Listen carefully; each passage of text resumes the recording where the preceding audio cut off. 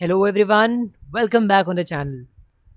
हमने अपनी last video में फॉर लूप के बारे में देखा था और फॉर लूप का हमने एक जनरल प्रोग्राम बनाकर देखा था जिसमें हमने कॉन्जिक्यूटिव नंबर्स को प्रिंट कराया था। अगर आपने नहीं देखा है तो मैं उस वीडियो के लिंक डिस्क्रिप्शन में दे दूंगा, उसे देख लेना। आज हम लोग जो है वाइल लूप के थ्रू डिजिट का एक्सट्रैक्शन करेंगे। क्या मतलब डिजिट एक्सट्रैक्शन का कि अगर कोई नंबर मुझे यूज़र दे, फॉर एग्जांपल यहाँ पर 257 मुझे यूज़र ने दिया, तो हम चाहते हैं इस नंबर की डिजिट्स को एक्सट्रैक्ट करके उसका कोई भी यूज़ करें। फिलहाल हम प्रिंट करते हैं, हम चाहते हैं इसके डिजिट्स प्रिंट हो, तो 752 या 257 ये अलग अलग 3 डिजिट्स इस नंबर में हैं, इन तीनों को हम प्रिंट करना चाहते हैं। तो इस चीज़ को हम नंबर एक्सट्रैक्शन कहते हैं और इसे करने के लिए हमें मैथमेटिकल मैथमेटिक्स का यूज़ करना है। तो उसको समझेंगे कि हम किस तरह से जो है डिजिट को एक्सट्रैक्ट कर सकते हैं मैथमेटिक्स के थ्रू। तो देखो मैंने लिखा हुआ है digit is remainder obtained on dividing the number by 10। यानी अगर मैं नंबर को 10 से डिवाइड करूँ, देखो मैं क्या कहने की कोशिश कर रहा हूँ। नंबर मेरा 257 फॉर एग्जाम्पल है, ठीक है। मैं नंबर को 257 को जो है 10 से डिवाइड करने की कोशिश कर रहा हूँ। अगर मैं इसको 10 से डिवाइड करूँ, रिमाइंडर देखूँ तो क्या होगा, देखो 2, और ये प्लीज़ राइटिंग पे मत जाना क्योंकि मैं माउस से लिख रहा हूँ, 257। और इस 257 को अगर आप 10 से डिवाइड करोगे, यस, 257 को अगर आप 10 से डिवाइड करोगे तो it's going to be 10 one ज़ा 10 एंड 10 25 ज़ा 250, और रिमाइंडर हमारे पास ये 7 बच रहा है। ये जो रिमाइंडर बच रहा है ना, इस रिमाइंडर को, दिस थिंग, इस रिमाइंडर को अगर तुम गौर से देखो तो this is nothing but the digit. ये लास्ट डिजिट है नंबर की, 257 की लास्ट डिजिट देखो 7 है। तो हमने क्या किया, नंबर को 10 से डिवाइड किया और रिमाइंडर को जो है प्रिंट कर दिया। रिमाइंडर ही हमारी डिजिट है। ये चीज़ समझ में आई। लेकिन अगर हम यही काम बार बार करेंगे तो बार बार 257 को 10 से प्रिंट करोगे, बार बार 25 क्वेश्चन आएगा और बार बार हमारा रिमाइंडर 7 आएगा। तो ये तो कुछ 7 प्रिंट करेगा। यार ये 5 मुझे प्रिंट करना है, 2 मुझे प्रिंट करना है, खाली 7 थोड़ी ना प्रिंट करना है। तो अब मैं क्या करूँगा, एक बार जब 7 प्रिंट हो जाए तो मैं नंबर को चेंज कर दूंगा अपने। अब मेरा नंबर मैं कहूँगा 257 नहीं है, अब हमारा नंबर 25 है। नेक्स्ट टाइम पे हमारा नंबर 25 हो जाएगा और अब मैं 25 को 10 से डिवाइड करूँगा। मैं 25 को 10 से डिवाइड करूँगा। तो अब अगर आप 25 को 10 से डिवाइड करोगे तो आप जानते हो कि यहाँ पे रिमाइंडर क्या आएगा, 10 2 ज़ा 20 और 5 विल बी द रिमाइंडर। तो यहाँ पर जो रिमाइंडर आपको मिलेगा, मैं यहाँ लिख दे रहा हूँ, ये रिमाइंडर जो आपको मिलेगा वो है एक्चुअली 2, ठीक है। R2 मैंने लिख दिया, रिमाइंडर 2 है, ये 2 इज़ योर रिमाइंडर, है ना। क्यों, 10 2 ज़ा 20, 5 is your remainder, sorry not 2, 5 is your remainder. Let me correct it. हाँ, ये जो आपका रिमाइंडर आएगा यहाँ पर, रिमाइंडर वो एक्चुअली 5 है। तो ये 5 आपका रिमाइंडर आया। तो इस बार हमने क्या किया, फिर से 5 को प्रिंट करा दिया। हमने 7 पहले प्रिंट कराया था, फिर हमने जो है नंबर को वापस से जो क्वेश्चन आया था 10 से डिवाइड करने पर उसको नंबर बना दिया। अब की हमने फिर से नंबर को, यानी हमारे नए नंबर यानी 25 को 10 से डिवाइड किया, तो कोई 257 से 25 बन गया था नंबर नया वाला।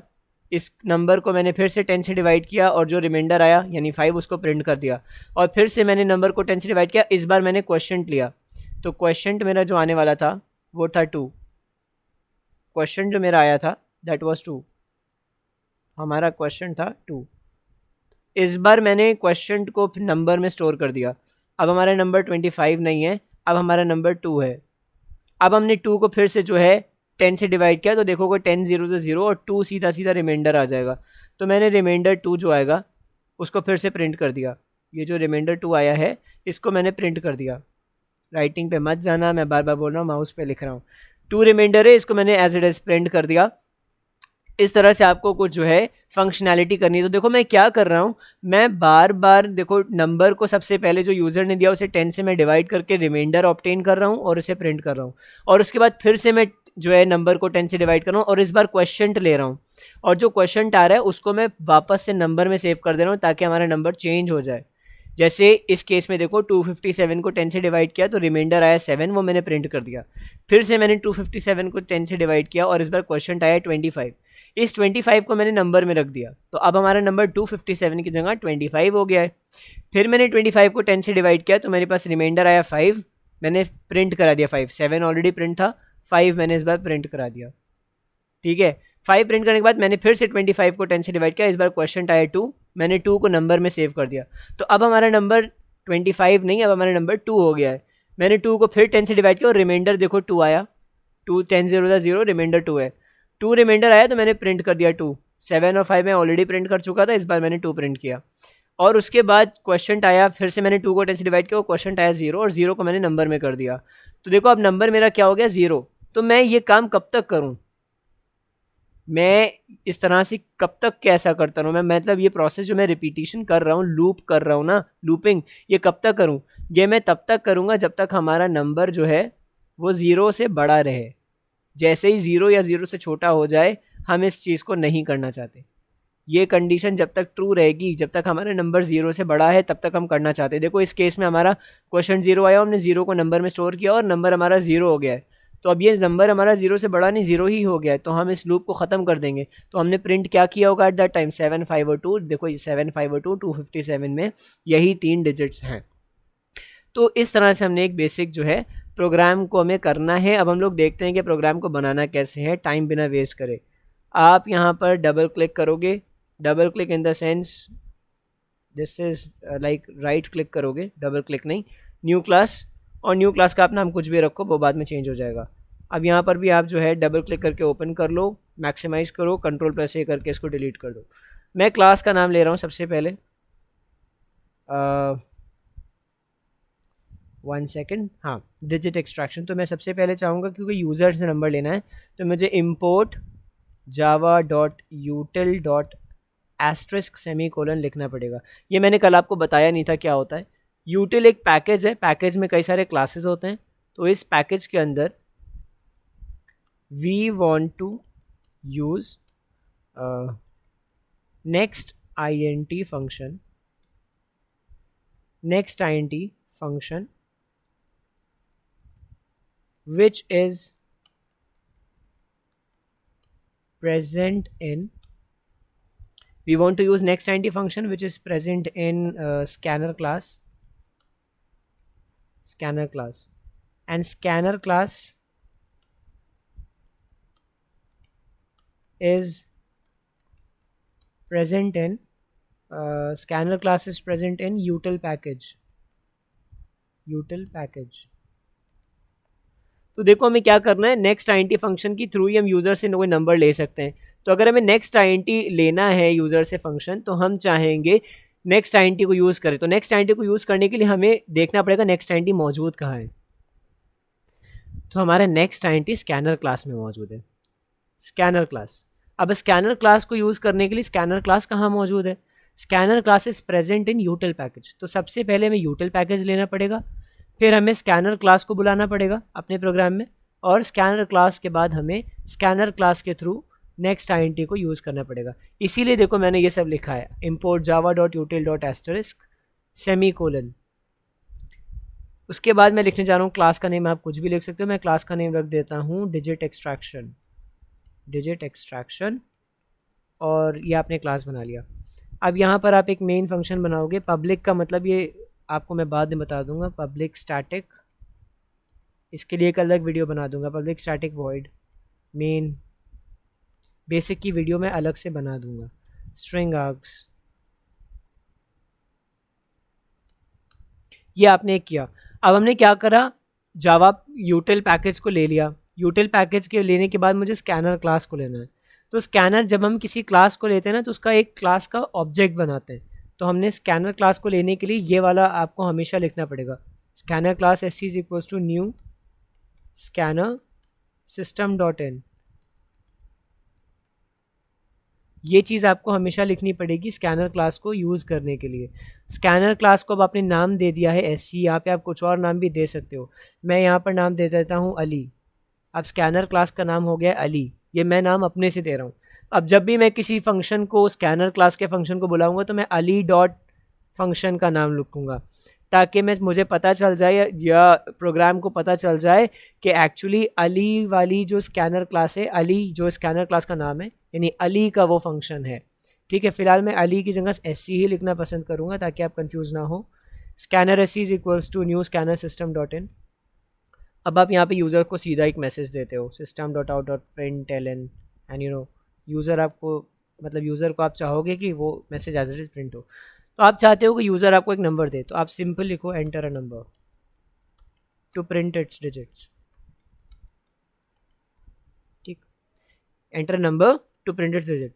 अब हम नंबर जो लिया है उसको किसी वेरिएबल में स्टोर करना पड़ेगा, तो हम मान लेते वेरिएबल का नाम हमने n रखा है और उसका डेटा टाइप इंटीजर है, यानी वो वेरिएबल इंटीजर टाइप का है, इज इक्वल्स टू, अब देखो मुझे नेक्स्ट INT फंक्शन यूज़ करना है, देखो नेक्स्ट INT, लेकिन ये ऐसे आप यूज़ नहीं कर पाओगे, ये नेक्स्ट INT किस क्लास का है ये आपको बताना पड़ेगा। तो मैंने कहा ये स्कैनर क्लास का है, तो स्कैनर क्लास का नाम है, हमने दिया है स्कैनर क्लास का नाम SC, तो मैं यहाँ लिखूँगा SC डॉट नेक्स्ट INT, यानी next INT function of scanner class. और आपको पता है स्कैनर क्लास आप इसलिए यूज़ कर पा रहे हो क्योंकि आपने यूटिल पैकेज को यहाँ पर इम्पोर्ट कराया हुआ है। ठीक, तो यहाँ तक आपका यूज़र से नंबर आ गया। नंबर आने के बाद हम डिजिट्स पे आते हैं, तो हम सबसे पहले यहाँ पर लिखते हैं INT डिजिट, एक हम वेरिएबल बनाते हैं डिजिट, जिसके अंदर हम एक डिजिट, जो हमें डिजिट्स आएंगे उसको स्टोर करेंगे और इसी को हम प्रिंट भी करेंगे। हमने लास्ट टाइम फॉर लूप का यूज़ किया था, अब हम आज प्रोग्राम में वाइल लूप के यूज़ के थ्रू दिखा रहे हैं आपको। वैसे फॉर से पहले वाइल से इस चीज़ को हम करना सीखेंगे। दो तरीके होते हैं, मैं आपको दोनों सिखाऊंगा। अभी हम लोग जो है पीछे से डिजिट को एक्सट्रैक्ट करेंगे। देखो वाइल, कब तक हमको ये लूप चलाना था मैंने आपको बताया था, देखो यहाँ पर मैंने आपसे कहा था ये लूप को तब तक करना है कि जब तक आपका नंबर 0 से बड़ा रहे, है ना। तो यहाँ पर आइए आप, और तब तक कि आप इस लूप को चलाइए जब तक आपका नंबर जो आपने नम में रखा हुआ है वो 0 से बड़ा रहे। इसमें आपको करना क्या था, आपको करना क्या था इसमें, वापस इस पर आइए, आपको करना था डिजिट को एक्सट्रैक्ट करना था। डिजिट क्या थी, आपने नंबर को 10 से डिवाइड करके रिमाइंडर स्टोर किया था डिजिट में, है ना। तो इस चीज़ को मैं ऐसे लिख सकता हूँ क्या, कि डिजिट इक्वल टू नंबर जो भी है उसको मॉड 10 कर दो। इस मॉड का काम होता है, ये जो परसेंटेज का साइन लगाया है मैंने, इसका काम होता है रिमाइंडर स्टोर करना। तो अब नंबर को 10 से डिवाइड करने पे जो रिमाइंडर आएगा वो इस डिजिट में स्टोर हो जाएगा। ऑल राइट, तो हमने डिजिट निकाल ली है, और अब हमें डिजिट प्रिंट कराना है, तो हम प्रिंट कर दे रहे हैं system dot out dot print print. इसमें हमने डिजिट को प्रिंट कराया और एक स्पेस प्रिंट कर दिया ताकि वो किचर पिचर ना हो वहाँ पर। All right, that is fine now, it looks beautiful. अब इसके बाद हम लोग आपको दिखाते हैं क्या करना था।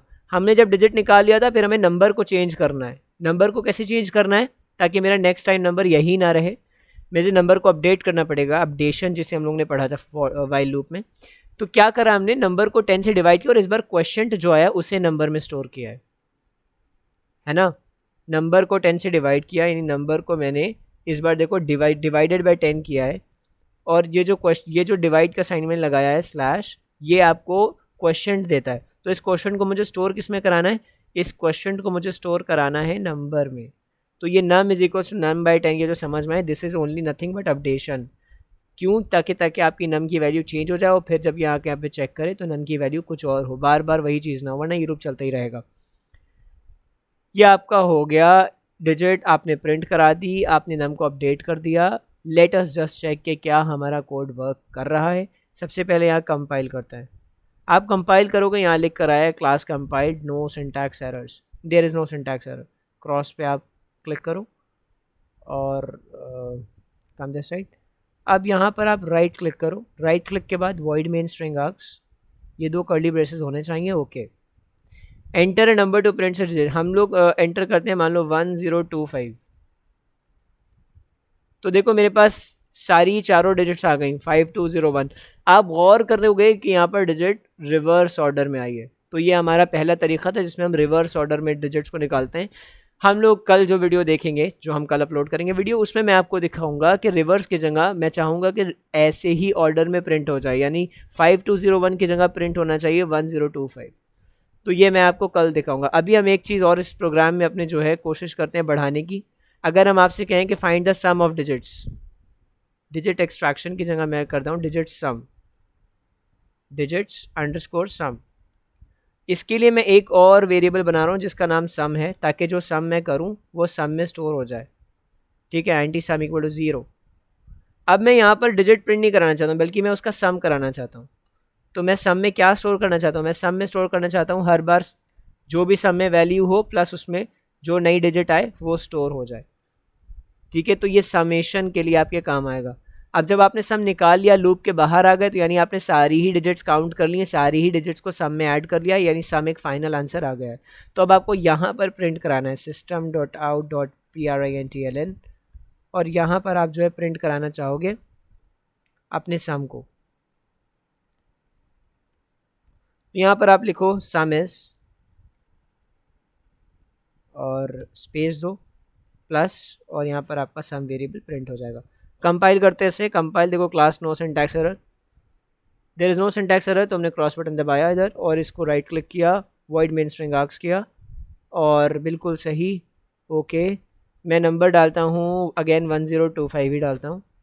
तो आप देखो कि हमारा 8, 5 + 2 होता है 7 एंड दिस इज +1, 8 + 0 8 ही होगा। तो सम आ गया 8। देखो आप सम निकाल सकते हो। तो अभी आपका मैं होमवर्क दे रहा हूँ, कमेंट सेक्शन में बिल्कुल उसका कोड आप मुझे लिख के बताना कि आपका जो होमवर्क है वो मैं इसमें ही लिख देता हूँ। होमवर्क आपका होमवर्क है print the product of digits. Hint देता हूँ मैं, हिंट मैं आपको इसमें एक दे देता हूँ, इनिशियलाइज प्रोडक्ट वेरिएबल विद 1। अब मुझे कोई आंसर इसमें ज़रूर बताना कमेंट सेक्शन में कि मैंने ये चीज़ क्यों लिखी है और इसका क्या मतलब है। ठीक है, तो आज के लिए इतना काफ़ी था, बहुत बड़ा वीडियो मैं नहीं बनाऊंगा। मैंने आपको सिखा दिया डिजिट्स को एक्सट्रैक्ट कैसे करते हैं, डिजिट्स का सम कैसे निकालते हैं, प्रोडक्ट निकालना मैंने आप पे होमवर्क दिया। अगर आप नहीं कर पाओगे तो उसे भी मैं नेक्स्ट वीडियो में करा दूंगा। तो आज के लिए इतना काफ़ी है, मिलते हैं अगली बार। ऑल द बेस्ट, तब तक के लिए पढ़ते रहें और मेरे चैनल को सब्सक्राइब ज़रूर करें ताकि नेक्स्ट अपकमिंग वीडियोज़ आप देख ज़रूर पाओ। All the best, bye bye.